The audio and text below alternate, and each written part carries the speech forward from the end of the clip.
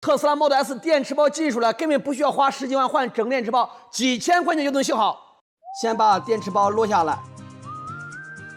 准备拆电池，用气管把防冻液都吹出来，开始铲胶。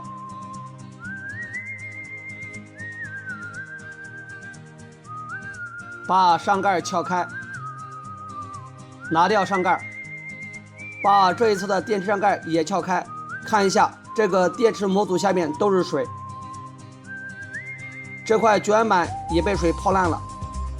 清理出来，把水擦干，把修好的电池装回去，连接好 BMS 诊断线束。看一下电池数据，电压和温度都正常了。电池壳先出胶，再涂上绝缘胶，上紧螺丝，把电池壳再砸平整。